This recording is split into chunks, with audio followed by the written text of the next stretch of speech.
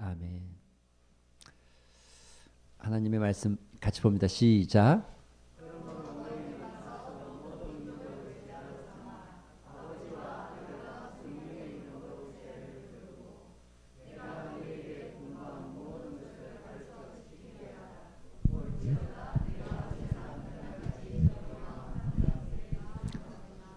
아멘. 중간은 다 잘 맞았는데 끝에 가서는 잘 안 맞네요. 끝에 갈수록 잘 안 맞는 은사가 있나. 이왕하는 거 다 맞히면 좋은데 그쵸? 할렐루야. 옆 사람 한번 인사하겠습니다. 당신과 함께 예배드리니 행복합니다. 당신 때문에 살만 납니다. 할렐루야. 예. 옆에 사람에게 할렐루야 하셔야죠. 그리고 아멘 하시고. 예. 아침에 소개했던 이 발레스라는 친구는 한국에 그 이제 훈련도 받고 목회적인 훈련도 받고 또 사역하면서 영어 예배 사역자로 한국에서 훈련을 받고 현지로 돌아가서 사역하는 친구인데 저랑 뭐 연락할 일이 별로 없죠. 근데 다니엘 기도에 있기 전에 느닷없이 연락이 됐어요. 이렇게 페이스북으로 연락이 됐어요. 그래가지고 목사님 잘 있습니까? 어떻게 잘 지내십니까? 그리고 문자가 왔길래 난 좋다, 늘 좋다, 언제나 좋다. 그리고 또 문자를 답변을 보냈죠. 그랬더니 그러면서 이제 몇 가지 얘기를 하다가 그냥 잊고 있었어요. 잊고 있다가 다니엘 기도회 시작하기 한 2, 3일 정도 됐을까요? 연락이 왔어요. 그래서 제가 오래간만에 그럼 얼굴이나 한번 보자. 그리고 제 페이스 메신저로 이렇게 영상 통화가 되거든요. 돈 드는 게 아니고요. 영상 통화하면서 좀 영상 통화를 했어요. 하고 이제 또 다니엘 기도에 넘어왔죠. 근데 그 영상 통화 할 때 그러더라고요. 자기가 차가 망가졌대. 제가 그 친구 차를 알거든요. 근데 우리나라로 말하면 이제 소형 그 SUV 같은 건데 옛날 우리나라 거 아니고 아주 옛날 차예요. 그래서 그 왜 프라이드 좀 큰 거 같은 그런 느낌의 차를 근데 저를 만나러 한 번은 제가 필리핀에 있을 때 저를 만나러 한 번 왔는데 거기에 자기 교회 청년들을 그 차가 5명 타는 차인데 내가 보니까 한 8명 타고 온 것 같더라고요. 우르르 타가지고 왔더라고 한번 본다고. 그래서 그랬던 기억이 있는데 여전히 그 차였는데 차가 망가졌나 봐요. 근데 요즘은 아까도 아침에도 얘기했지만 찌푼이라고 트럭인데 이렇게 예쁘게 막 화려하게 꾸며진 거 있죠. 이 동남아 가면 찌푼이라고 이렇게 뒤에 그냥 버스가 아니고 뒤에 올라타는 차들이 있어요. 굉장히 싸요. 그냥 몇 페소 아니면 탈 수 있는 아주 굉장히 싼 차예요. 근데 그 차는 그야말로 이제 코로나 이 방역에 완전 사각지대거든요. 방역이 되지 않으니까 코로나가 한참 터지고 막 이럴 때 필리핀 특히나 우리나라보다 더 심할 때 이 필리핀 정부에서 두테르테가 완전히 그냥 그 찌푸니 운행을 막아버린 거예요. 완전히 없애버린 거예요. 그런데 코로나가 좀 좋아졌지만 지금도 운행이 잘 안 되는. 근데 대중교통이 그렇게 발달되어 있는 지역이 아니기 때문에 찌푸니가 거의 특히나 조금 떨어진 소도시 가면 거의 찌푸니가 다니게 돼 있어요. 근데 이제 차가 없는 거죠. 그러니까 마닐라 외곽에서 근교에 있는 아이들을 다 태우고 와야 되는데 그게 좀 힘들어졌다고 그런 얘기를 하더라고요. 그래서 네가 나한테 얘기한다고 내가 지금 도울 형편은 안 되고 그냥 그래 알았다. 내 기도해 줄게. 내 기도해 줄게. 그리고 그냥 이제 이렇게 넘어갔죠. 근데 다니엘 기도하면서 둘째 날 김성재 선교사님의 이야기를 듣고 또 중간중간에 이 이야기를 들으면서 마음이 자꾸 제 안에 좀 뭔가 좀 거룩한 부담이 자꾸 생기는 거예요. 그래서 제가 첫 주차 다니엘 기도회를 마치고 한 주 보내고 연락을 했어요. 제가 연락을 했어요. 이번에는. 그래서 연락을 해가지고 영상 통화로. 니네 교회가 어떻게 생겼는지 좀 나 좀 보여주라. 그랬더니 그날 이제 평일이었으니까 사람이 모이는 건 아니고 그날 그 핸드폰으로 이제 자기 교회를 소개한 거예요, 저한테. 자기 교회는 이렇게 큰 건물에 있지 못하고 이 주차장이 밑에, 그러니까 이제 약간 1층인데 주차장이고, 주차장에 특히 오토바이 같은 것들을 많이 세우는 주차장인데 그 안쪽에 작은 한 공간에서 예배를 드리고 있다. 우리는 이렇게 드리고 있다 그러더라고요. 야, 니네 지난번에도 청년들 많이 있었던 것 같은데 다 어디 갔냐 그랬더니 아직 그 청년들도 있긴 있는데 한 지금 처치 멤버가 한 30, 40명 정도 된다.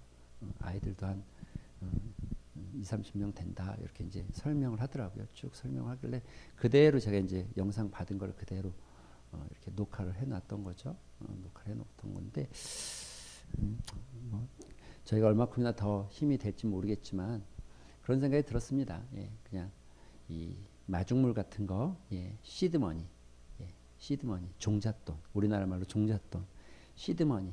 그 친구가 차를 구입할 수 있는 시드머니가 되지 않을까.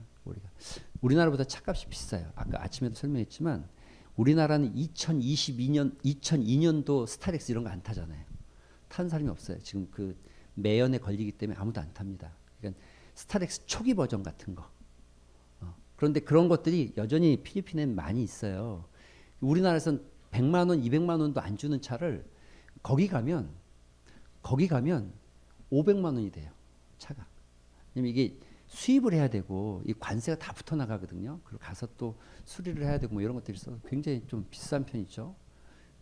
그래도 거기는 현대라고는 현다이라고 하는데 현대차가 엄청 좋아요. 잘 나가는 차예요. 예. 그 현지에서도 우리나라 차를 엄청 좋아해요. 물론 여전히 뭐 고급차들 뭐 벤츠니 뭐 이런 차들도 많이 있지만 많이 좋아하죠. 스타렉스 굉장히 좋아하죠. 그래서 뭐 이제 통화해 보니까는 차가 있다고 할 때는 제가 아무 생각 없는데 혹시 얼마큼이나 되는 차냐고 물어봤더니 뭐 좋은 차도 아니더라고요. 아까 말한 대로 한 2020년도, 2002년도, 2001년도 되는 이런 중고차를 자기는 사려고 한대요. 근데 그게 얼마나 되냐 그랬더니 약 한 40만에서 50만 페소예요. 그게 우리나라 돈 500만 원인 거예요. 500만 원 되더라고요. 야, 뭐가 그렇게 비싸냐? 우리나라 중고차 사이트를 이렇게 검색하고 딱, 야, 우리나라에서 이것뿐이 안 한다 그랬더니 목사님, 여긴 필리핀입니다. 그런데 여기는 필리핀입니다. 가끔 저한테 부를 때 영어를 한참 하다가 한 번씩 저를 부를 때 목사님 이러고 불러요. 여긴 필리핀입니다. 그러네. 여긴 그렇지가 않대요. 그리고 제가 기도하고 장로님들이랑 상의를 먼저 했어요. 당회에서. 장로님 2차 저차인데 어떻게 했으면 좋겠습니다. 목사님 그런 데가 있다고 하면 우리가 힘닿으니까 해보는 것도 좋을 것 같습니다. 그리고 다니엘 그쪽에 전화해서 상황 설명을 했어요. 이런 데 어떻게 했으면 좋겠냐. 그랬더니 우리가 다 할 수 없기 때문에 목사님이 그렇게 하시는 건 너무 좋은 방법입니다. 우리가 모든 데를 다 알아가지고 다 도움은 좋지만 사실 그러기 어렵기 때문에 목사님 잘하시는 겁니다. 오히려 잘한다라고 저한테 격려하셨어요. 그리고 그렇게 하시면 좋겠다고. 그래서 제 마음을 그렇게 줬고 이번에 나오는 저희 사랑의 헌금은 이렇게 모아서 전에 그 친구한테. 근데 조금 속상한 게 있어요. 달러가 좀 비싸요. 좀. 저희가 옛날 같으면 좀 더 쌌을 텐데 지금 비싸잖아요. 예를 들어 우리가 10만 원을 보내도 이게 100달러가 안 돼요. 100달러도 안 돼요. 한 90달러 조금 넘죠. 페소로 따지면 약 한 45페소 정도 뿐이 안 돼. 450페소 정도뿐이 안 돼요.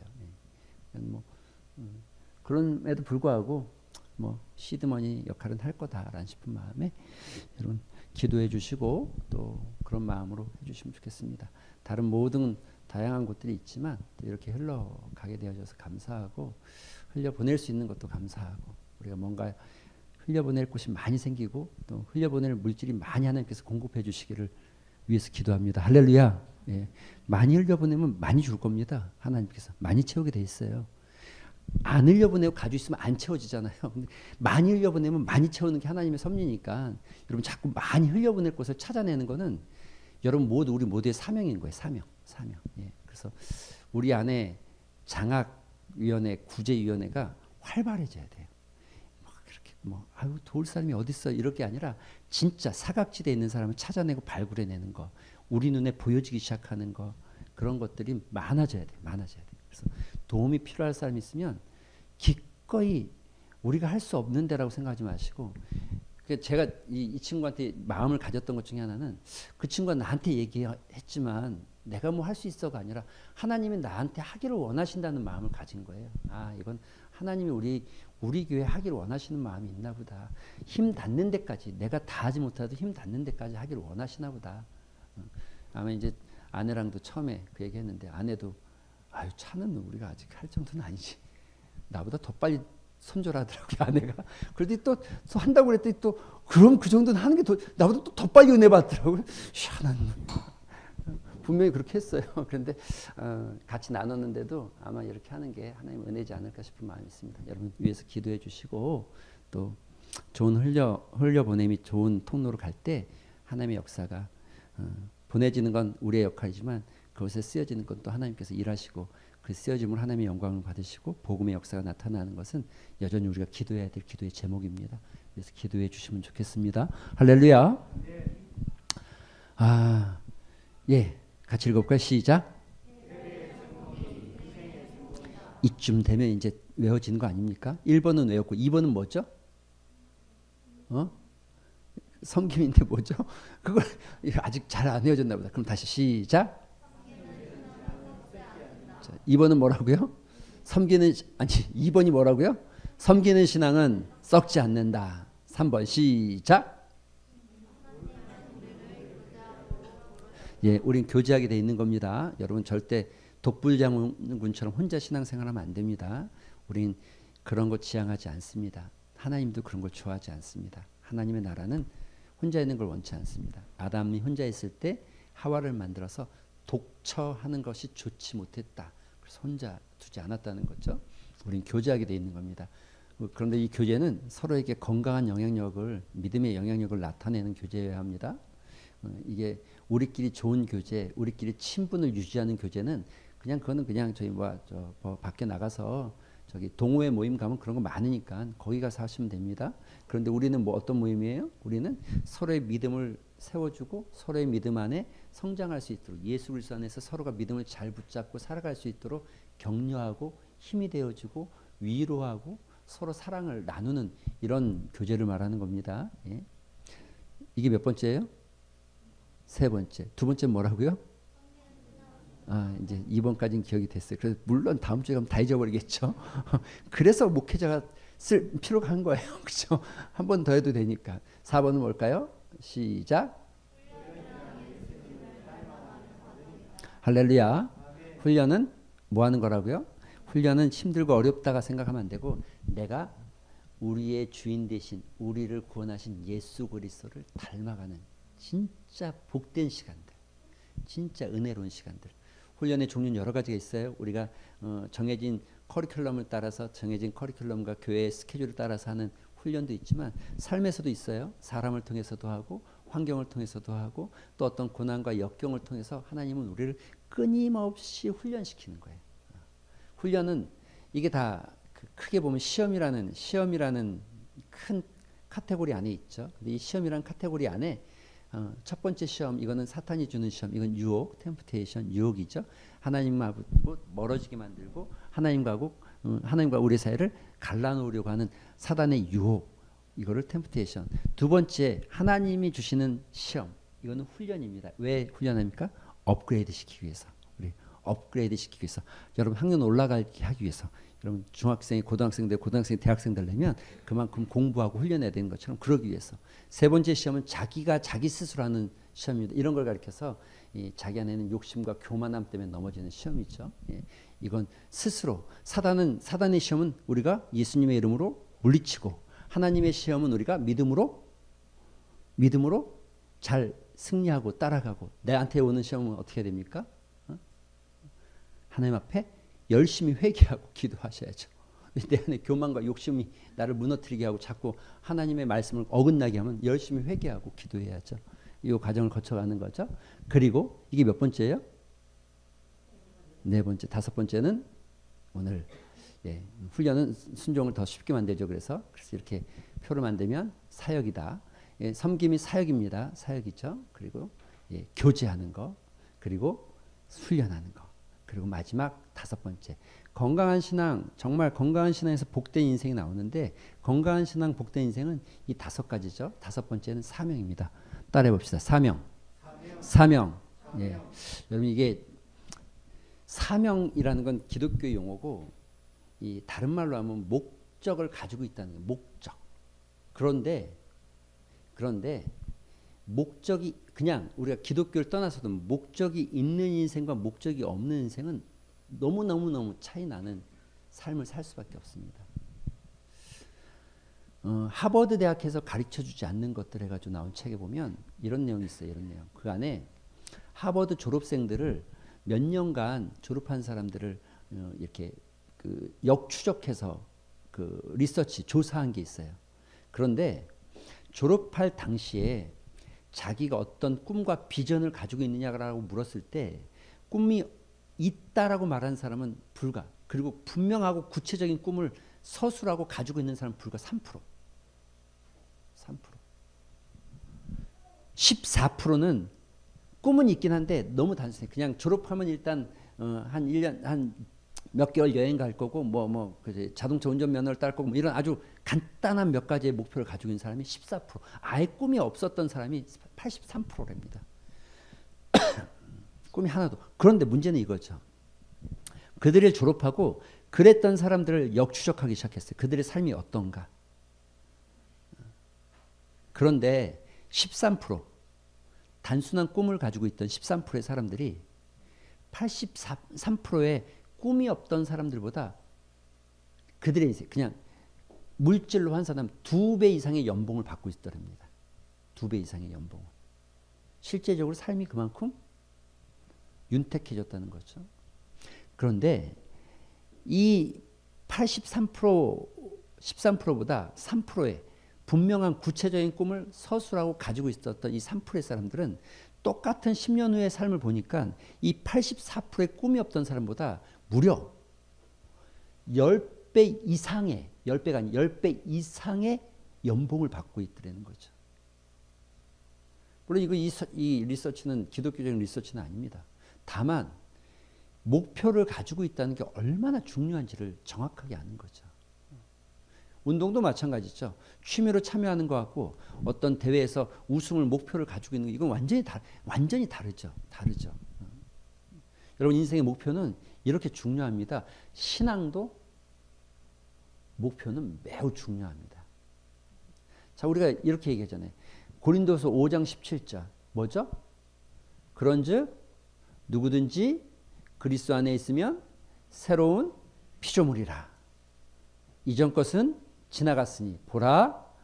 여기서 새로운 피조물이고 새 것이 되었도다. 이전 것 지나갔다. 새로운 피조물 새 것. 이게 도대체 어떤 여기서 말하는 이 새 것은 뭡니까 이거? 이 새 것은 뭐예요? 여러분 예수 믿어서 지금 난 새 것 됐어요?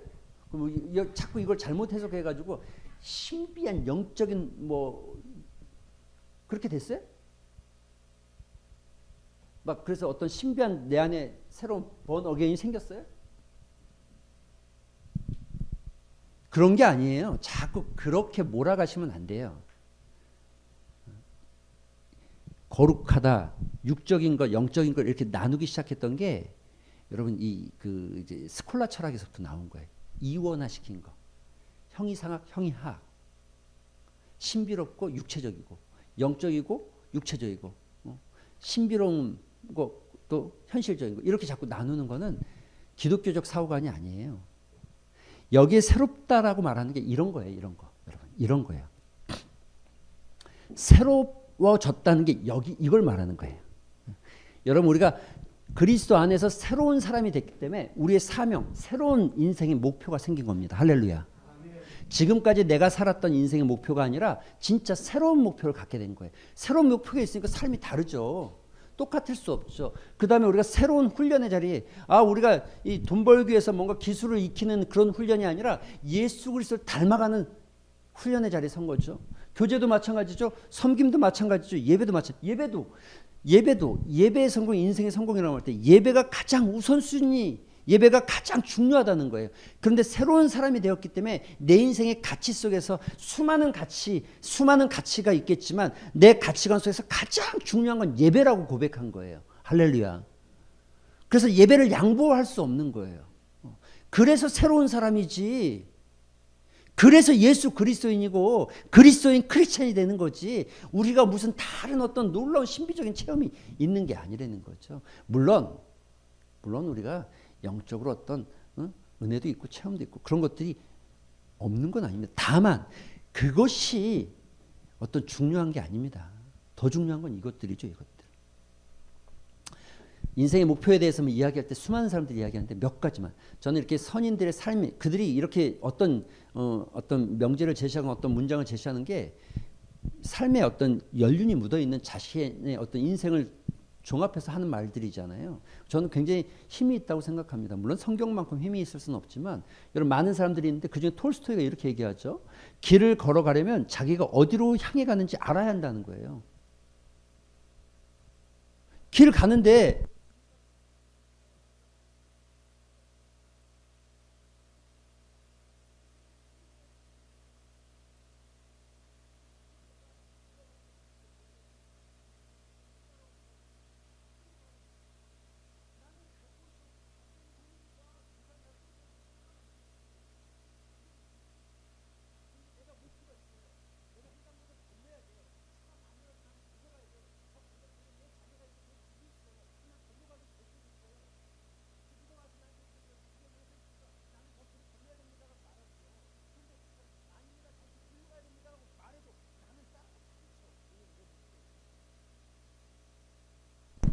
목표가 있으니까. 심지어 뭐라고 그럽니까? 합리적이고 선량한 생활을 하려는 경우도 그러니까 합리적이다. 여러분 우리가 합리적인 생각을 가지고 있다. 또 선량하게 착하게 산다는 게 무슨 말이냐? 톨스토이는 그런 인생을 산다는 것도 그냥 착하게 사는 게 무슨 좋은 삶이 아니라는 거예요. 착하게 살려고 해도 목표를 가지고 있는 사람이 진짜 착하게 산다는 거예요. 합리적이라는 것도 목표를 가지고 있어야 된다는 거예요. 톨스토이 얘기는요. 톨스토이도 그 천재 수준 아닙니까? 네, 충분히 일리가 있죠. 톨스토이는 존 메이커, 백화점 메이커. 목적 없이 산다는 것은 위험한 일이다. 또는 목적이 있더라도 그것이 낮은 목표는 역시 위태롭다. 왜냐하면 목적이 희미하거나 있어도 낮은 것은 죄악에 가깝기 때문에. 낮은 거 여러분 낮은 게 뭔지 여러분 자연스럽게 해석하시면 되겠습니다. 낮은 거. 여러분 이런 얘기들은 유명한 사람들이 남겨놓은 그 명언 중에 가장 많은 명언이 뭐냐면 목표를 가지고 있으라는 거예요. 목적 없는 인생을 살지 말라는 거예요. 또 있습니다. 지그지글러. 여러분 정상에서 만납시다라는 책자가 있어요. 완전 밀레니엄 셀러. 세계적으로도 유명한 그 리더십 책 중에 가장 유명한 책, 정상에서 만납시다라는 아주 유명한 책을 쓴 사람이죠. 지그지글러. 이 사람이 그 어워드도 몇 개 받은 분이에요. 이 사람 강연 한 번 하면, 이런저런 강연 한 번 하면 1,000만 원, 2,000만 원 해결이 안 돼요. 그런데 보이지 않는 관역을 맞출 수 없으며 이미 존재하지 않은 목표는 볼 수도 없다. 여러분 보이지 않는 관역을 어떻게 쏠 수 있어요? 목적이 없는데 어디다 쏠 거예요 도대체? 뭘 맞출 거예요? 활이 아무리 좋은 걸 가지고 있어도 소용이 없는 거라니까요. 활을 쏠 수 있는 강력한 어깨의 힘을 가지고 있어도 소용이 없어. 목적이 없는데. 그러니까 거꾸로 얘기하면요. 아무리 많은 돈을 가지고 있어도 목적 없는 물질은요. 그 물질이 그 사람을 악하게 만듭니다. 그 물질이. 목적이 있어야죠. 이걸 어떻게 사용할지 목적. 여러분의 목적이 커지면 커진 만큼 하나님께서 붙는 거예요. 할렐루야. 목적이 내가 작잖아요. 내가 작은데 하나님께서 무슨 더 큰 걸 여러분한테 부어주기를 바라십니까? 내 목적이 하나님 안에서 커지면 하나님께서 그 큰 목적만큼 부으시겠죠. 할렐루야.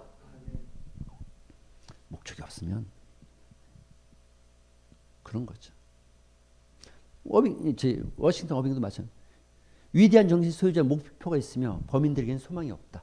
범인들, 일반인들 말하는 일반 사람들, 범죄자 말고 일반 사람들, 목표가 없는 일반 사람들은 평범 그냥 범사에 할 때 모든 것 할 때 모든 그냥 일반 인간들 일반 사람들은 소망이 없다. 여러분 성경도요 이렇게 말해요. 묵시가 없으면 백성이 방자에 행한다.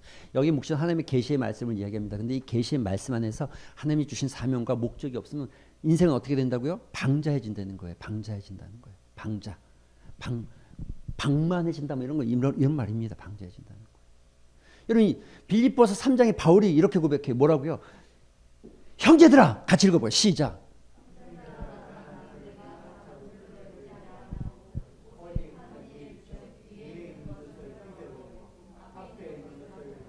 할렐루야. 할렐루야. 바울의 고백이에요. 바울의 그 믿음의 이 위대한 인물의 고백. 나는 아직도 내 목표를 잡지 못했다. 나는 아직도 내 목표를 이루지 못했다. 나는 여전히 하나님이 나한테 주신 목표를 따라서 살아가고 있고 목표를 붙잡고 있다는 거예요. 여러분 그 말씀이 이 14절에 이렇게 이어지죠. 표대를 향하여 그리스도 예수 안에서 하나님의 부르심의 상을 위하여서 부르신 나를 선택하고 부르신 목적, 나를 선택한 그 이유대로 내가 따라간다는 거예요. 여전히 나는 그 길을 가고 있다는. 여러분 이게 그러니까 권사님들 교회에서는 은퇴해도요. 신앙에는 은퇴가 없는 거예요. 신앙에 무슨 은퇴가 있어요? 하나님 부르실 때까지 없는 거죠. 여전히 우리는 하나님이 나를 선택하시고 나를 이곳에 세우신 부르심의 의미가 있다는 거죠. 그 부르심의 의미, 그것을 이루고 그것을 드러내기 위해서 우리는 존재한다는 거예요. 할렐루야. 할렐루야. 여러분 이걸 놓쳐버리면, 이걸 자꾸 잃어버리면 신앙이 방황하게 되어 있는 거예요. 방황합니다. 방자에 왔다 갔다 하는 거예요. 그러니까 여러분 바울 보세요. 지난 시간에도 제가 성경을 통해서 우리가 보았고 제가 여기 와서 설교 본문으로 많이 사용했던 사도행전 20장 24절 20장 24절이 뭐죠? 나의 달려갈 길과 주 예수께 받은 사명 곧 은혜의 복음을 전하는 일에는 내 생명을 조금도 아까워하지 않겠다. 하나님께서 날 부르고 날 부르셔서 하나님 나한테 맡겨놓은 사명이 있어. 사명. 나는 그 사명을 이루기 위해서 나는 내 생명, 내 모든 것을 쏟아서라도 나는 그 사명을 이루는 게 내 목적이야 라고 분명한 신앙 고백을 가지고 있는 거예요. 바울이 위대한 이유는 여기서부터 시작하는 겁니다. 바울의 놀라운 전도 여행은 이 믿음의 고백이 있었기 때문에 가능한 겁니다. 저는 우리 중앙교회 성도들이 정말 이 신앙 안에서 주신 사명들이, 여러분 사명 다 있는 거죠. 순간 짧은 사명, 긴 사명 다 있는 거죠. 내가 여기 존재해야 될 이유, 내가 오늘 이 시간에 있어야 될 이유, 내가 더 길게 하나님 앞에서 세워져 가야 될 사명들 다 있죠. 그것들이 발견되길 바랍니다. 할렐루야. 그리고 그 사명대로 살아가는 은혜가 있게 되길 소망합니다. 할렐루야. 그러면 인생이 재밌어요. 신앙도 재밌고. 심지어 섬기는 일도 재밌어요. 바울이 그 고백이에요. 내가 예루살렘에 가면 죽을 줄도 알고 내가 죽을 수도 있다는 거 알지만 나는 그 사명 따라 갈 거야. 바울이 가기 싫은데 억지로 하는 게 아닙니다. 고통을 당하고 고난이 있다고 해도 그 사명을 이루어가는 그 즐거움이 있는 거예요. 바울한테 행복이 있는 거예요. 요한복음 20장 21절 같이 읽어볼까요? 시작. 할렐루야. 아버지가 나를 보낸 것처럼. 보냈다는 건 무슨 말입니까? 너 그냥 놀고 와. 너 그냥 거기 있어가 아니잖아요. 나를 보내신 이유. 그래서 여러분 설교 때 제가 뭐라고 그랬습니까? 예수 그리스도 십자가에서 다 이루었다고 할 때 뭘 이루었다는 거예요 도대체? 뭘? 아버지께서 나를 보내신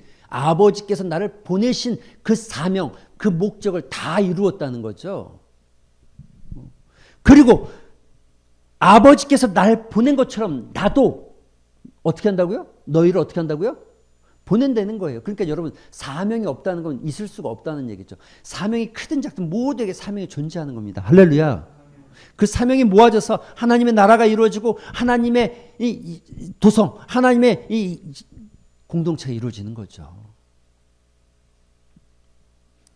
마찬가지입니다. 여러분 사도행전 4장 이미 아까 말씀드린 그 바울의 말 같이 다시 읽어볼까? 시작. 사명.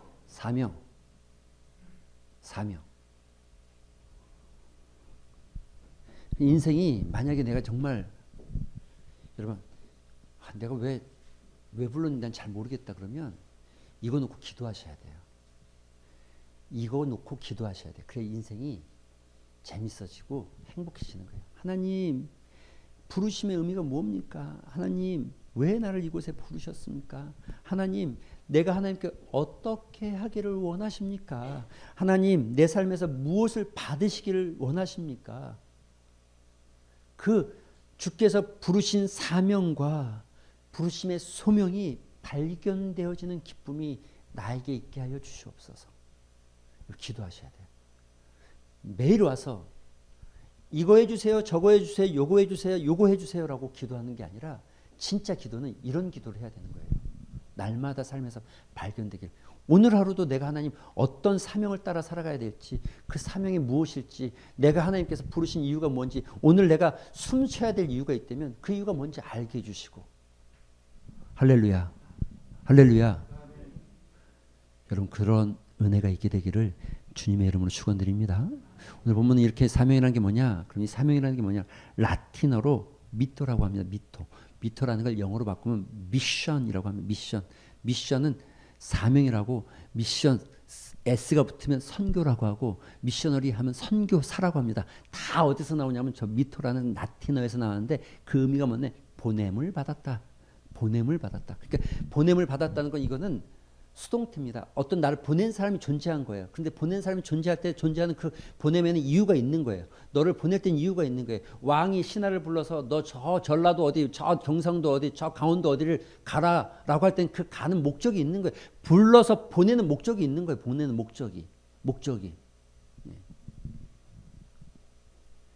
그래서 우리는 다 모두가 다 목사나 선교사나 전도사, 교역자만 사명자가 아니라 모두가 그리스도 앞에서, 모두가 하나님 앞에서 우리는 사명자입니다. 할렐루야. 사명자로 부름받은 거예요. 여러분 사명이 좀 보여주시길 바랍니다. 사명이 안 보이는데 수고하고 섬기려고 하면 힘들고 지겹고 어려워요. 근데 사명이면 힘들지 않아요. 행복합니다. 남들은 왜 하냐고 물어도 나는 할 이유가 있거든요. 제가 시골 가서 늘 할매들한테 꼭 하는 얘기가 있어요. 아휴, 할매 김치 그만 담가도 되고 안 담가도 자녀들 잘 먹으니까 그만 담가서 보내세요 해도 이분은 이게 사명이라. 김치 담그는 게 사명이라.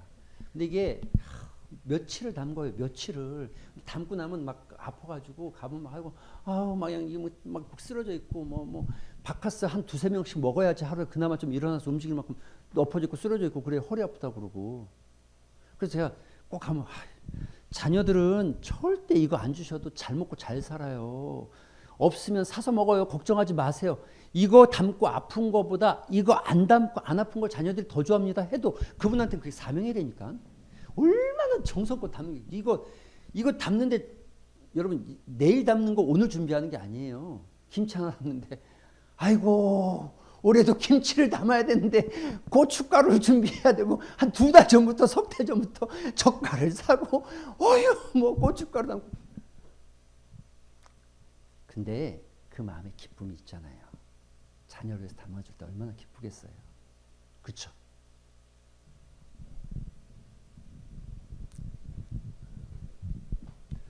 특히 저 같은 사람이 김치를 엄청 좋아하니까 담궈주면 엄청 잘 먹지만 더러 자녀들 중에 김치 담궈줘도 안 먹는 사람도 있어요.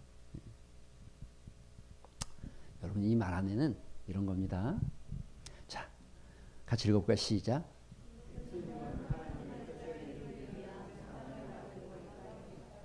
사명과 하나님의 뜻은 연결되는 겁니다. 사명과 하나님의 뜻. 그러니까 여러분 우리가 가끔 이렇게 기도하잖아요. 하나님의 뜻을 알게 해주세요. 하나님의 뜻이 궁금해요. 하나님의 뜻을 알려주세요. 그걸 줄임말로 하면 사명이에요. 사명.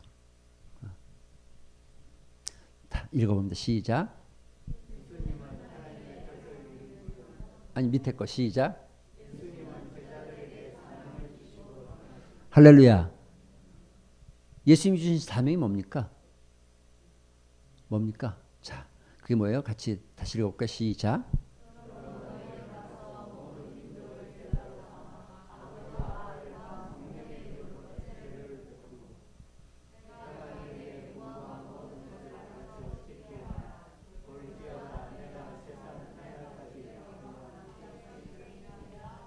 네 가지 동사로 정리해서 우리가 간략하게 보면 이런 겁니다.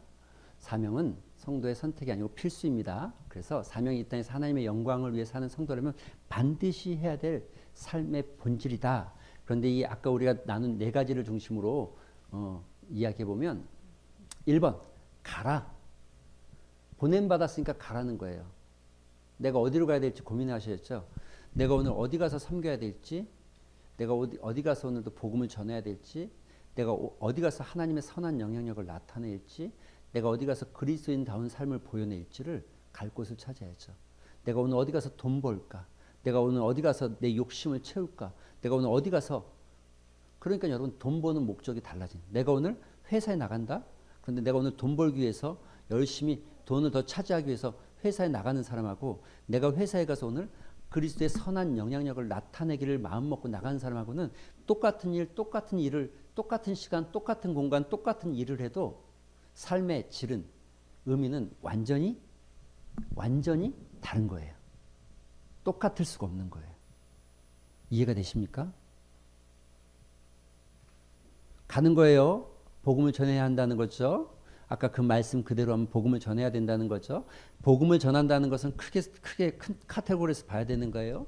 복음을 직접적으로 전할 수도 있고, 내가 복음을 전하기 위해서 사랑으로 섬겨야 될 대상이 있을 수도 있고, 내가 그리스도의 선한 영향력을 나타내는 자리가 있을 수 있고, 그 모든 것들을 다 가리켜서 복음을 전하고 예수 그리스도를 나타내는 일이죠. 두 번째 뭐예요? 뭐 해야 되죠? 예, 글자 깨진 밀렸네. 베풀고 뭘 베풀어야 돼요? 예, 세례를 베풀고, 세례를 베푼다는 건 그냥 언제도록 그냥 놔둔다는 게 아니에요. 어느 순간인가 하나님의 선한 영향력을 내가 나타난 그 영향력 안에서 그 사람이 예수 그리스도를 자기의 구주라고 고백하게끔 만들라는 거죠. 그러니까 놔두고 그냥 저 사람이 때 되면 나오겠지라고 하면 안 된다는 거예요. 바울이 뭐라 그럽니까? 바울이 이 말을 동일하게 얘기하는데, 믿음은 뭐에서 나요? 들음에서. 그래서 들음은 듣기, 하나님의 복음. 그래서 이 복음을 전하는 자의 발걸음이 뭐라고요? 아름다운 발걸음인 거예요. 난 선한 영향력을 나타냈어요. 착하게 보였어요. 근데 그 사람이 예수 믿기까지 기다리고만 있는 건 아니라는 거죠. 예수님 뭐라고 그래요? 너희는 가서 제자 삼고 세례를 베풀라고 했잖아요. 그러니까 여러분이, 우리가 목적이 분명해야 되는 거예요. 아침에도 그런 고백을 하고 우리 계속 그런 고백하는 거예요. 그냥 예를 들어서 제가 지영자매랑 그냥 친하게 지내면 뭐 교회에서 친할 필요 있어요? 밖에 나가서 그냥 좋은 데서 만나면 되지. 그 안에 아니어도 되잖아요. 우리가 예수 안에서 친한 이유는 뭐예요? 그리스도의 영광을 드러내고 복음을 드러내기 위한 거예요. 내가 믿지 않는 사람에게 선한 영향력, 그리스도의 선한 영향력을 나타내고 있다. 뭐 때문에요? 나 착한 사람이야, 나 괜찮은 사람이야, 이거 보여주려고요? 아니죠. 아니잖아요. 분명하게. 뭐예요? 그 사람의 영혼이 구원받아야 되고 세례 받아야 되는 게 목적이잖아요. 우리는 그 목적을 가지고 있는 거예요. 그냥 나 착한 사람이야, 나 좋은 사람, 나 좋은 사람이야 라고 나타내기 위해서 우리가 살아가는 거 아니에요. 물론 우리는 좋은 사람의 삶을 그리스도의 인격을 닮아가면 좋은 사람이 되는 거죠. 다만 거기서 끝나면 안 된다는 걸 얘기하는 거죠. 베풀고요. 베풀고. 기억하셔야 돼. 베풀고예요. 그러니까 여러분 목표와 대상을 정했다면 꾸준히 찾아가고 섬기고, 꾸준히 나누고, 그 사람을 찾아가고, 그 사람의 필요에 따라 돕고. 제가 오늘 뭐 있어도 어떡하겠어. 들은 얘기 그대로 해야죠. 이상민 집사님이 전도를 했잖아요, 한 분. 근데 그분이 와서 저한테 이렇게 얘기했어요. 난 원래 지금도 불교 다닌대요.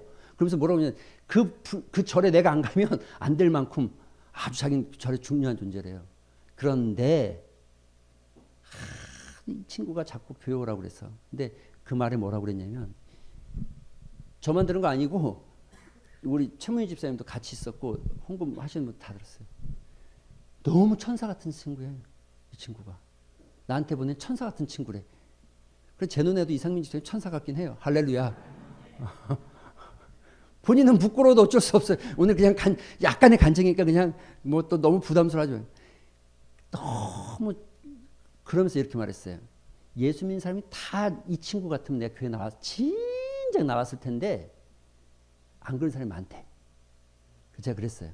교회는 원래 좋은 사람도 오고 나쁜 사람도 오고 악한 사람도 오는 곳이 교회예요. 그러다 보니 좋아지는 과정에서 조금 악해 보일 수도 있는 사람들도 있을 수 있어요. 그게 맞는 거죠. 다만 바뀌어가는 과정이니까. 그냥 친한 친구로 끝나면 진짜 좋은 친구로 끝났으면 끝난 거예요. 그냥 그 영혼하고 그 정도예요. 그런데 그 영혼 앞에 좋은 친구가 되어졌고 선한 사람이 되어졌고 천사 같은 사람이 되어졌기 때문에 그 선한 영향력을 따라서 복음을 증거한 거예요. 그리고 교회에 발을 딛게 한 거예요. 여기까지는 집사님 책임. 여기서부터 적응하는 건 여기에 정착시키는 건 내 책임. 아이고 무겁다. 그리고 여기 제 책임 중에 일부는 최무희 집사님 책임. 조금 나눠서 제가 조금 다행이다. 그렇죠? 어쩔 수 없어요. 그렇게 돼 있는 거예요. 그냥 저도 당연히 우리 이상민 집사님이 그렇게 오랜 시간 기도하고 전도한 분이 잘 정착하도록 저는 마음을 쏟고 당연히 최선을 다하죠. 그리고 그 안에 성령께서 일하시길 소망하는 마음이 있습니다. 그러나 그냥 좋은 사람을 끝나면 안 된다는 거. 세 번째 뭐라고요? 가르쳐 지키게 함. 가르쳐 지키게 하는 겁니다. 뭘요? 그리스도의 명령, 하나님의 말씀. 이게 훈련이고 그리스도의 장사한 분량까지 자라가게 하는 겁니다. 그럴 때에 좀 앞으로 갈게요. 그럴 때에 여러분 이 말씀을 자꾸 우리가 확대 해석할 수도 있지만 해석하면 안 되는 것 중에 하나 이거죠. 너희와 항상 함께 있으리라. 어떨 때, 언제. 항상이라고 하니까 모든 시간에 있겠다는데 어떨 때, 어떤 사람에게 그 외에 사명을 가지고 가서 세례를 베풀고 가르쳐 지키게 하는 그 사명을 따라서 살아가는 그 사람에게 항상 함께 있게 되는 거예요. 여러분 생각해 보세요. 내가 죄악 가운데 있고 내가 나쁜 짓 하고 있는데 그때도 예수님 함께 있고 이런 얘기가 아니잖아요. 물론 우리가 큰 그림으로 그럼에도 불구하고 하나님의 섭리 속에서 하나님이 우리를 지키고 계신다는 큰 그림으로 해석하면 그 말도 틀리진 않습니다. 그러나 이 본문에서 정확하게 해석하면 이건 사명을 따라가는 그 사람과 함께 있게 되는 거예요. 항상 그 사람이 가는 길이 어떻든 그 사명 따라가는 길이 힘든 길이든 어려운 길이든 사망의 음침한 골짜기를 지나가든 항상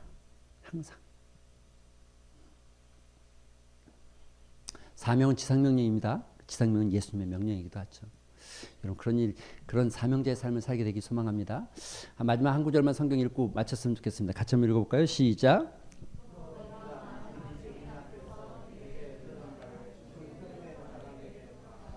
이게 믿음의 4대라고 그럽니다. 이게 이걸 제가 제자훈련할 때 가르쳤더니 어떤 집사님 한 분이 그러더라고. 목사님 이거 다단계인데요.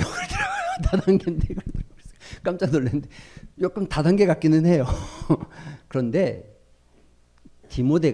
바울이 디모데에게 말한 거예요. 그러니까 바울이 1대 바울이 디모데를 가르쳤어요. 2대 디모데가 증인들 앞에서 충성된 사람들을 가르치고 부탁하는 거, 키워내는 거. 3대 그럼 충성된 사람이 어떻게 한다고요? 또 다른 사람. 자, 여기 아주 중요한 비밀이 있어요. 자, 그러면 이렇게 되는 거예요. 예를 들어 설명할게. 늘 우리 지영이가 이제 왜냐면 앞에 있으니까. 제가 지영이를 이게 복음을 증거하고 세웠어요. 그럼 지영이가 한 명입니까? 그 안에 몇 명 있는 겁니까? 셀 수 없는 거죠. 그래서 천하보다 귀한 거예요. 셀 수 없는 거죠. 지영이 한 사람 때문에 충성된 또 다른 사람들이 구원을 받게 될 것이고 충성된 또 다른 사람이 또 다른 사람들을 구원하게 될 거잖아요. 놀라운 역사가 일어나요. 그러니까 여러분 한 사람을 품는다는 게 이렇게 값진 일이에요. 이렇게 소중한 일이에요. 한 사람을 구원에 이르게 하고 한 사람을 품는다는 게 이렇게 값진 일이에요. 그냥 한 사람이 한 사람으로 끝나는 게 아니에요. 한 영혼이 한 영혼으로 끝나는 게 아니에요. 한 영혼 안에 수많은 영혼이 있는 거죠. 지금 한 사람 그래서 지영자매의 선한 영향력으로 또 다른 충성된 사람들이 복음을 듣게 되죠. 그 충성된 사람들이 또 다른 사람들에게 복음을 증거하게 되어지는 얼마나 놀라운 역사가 일어나요. 이게 그래서 예수님이 12제자가 충분했던 거예요. 12제자를 통하여서 세상을 글로벌 세상을 보신 거예요. 예수님이 12제자로 세상을 본 거예요. 그 여러분 한 영혼을 바라볼 때 그냥 하나다 한 명이다가 아니에요. 그 안에 숨겨진 영혼을 보셔야 돼요. 그 안에 숨겨진 영혼들. 그래서 천하보다 귀하다는 고백이 여러분의 입에서 형식이 아니라 진짜가 돼야 돼요. 진짜가. 그래서 그 한 사람의 천하보다 귀하기 때문에 한 영혼을 하나님 앞에 인도하고 한 영혼을 얻기 위해서 내 수고가 천하를 얻는 것만큼 해야 된다는 거죠. 같이 읽어보겠습니다. 시작.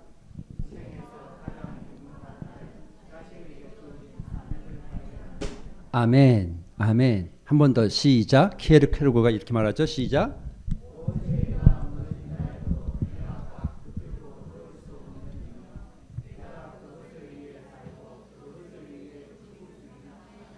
사명, 목적. 여러분 이게 주 안에서 발견되길 소망합니다. 그리고 그 발견된 대로 인생을 살아가면 아마 여러분의 인생의 마지막 하나님 부르시는 그날 여러분의 입에서 우리 입에서 우리 모두가 다 이런 고백 다 이루었다. 나도. 예수님의 사명은 엄청 큰 인류지만 나는 그렇게 인류는 아니어도 나에게 부여한 그 사명을 다 이루었다. 고백하게 되는 삶이 되시기를 주님의 이름으로 축원드립니다. 찬양합시다. 보리라.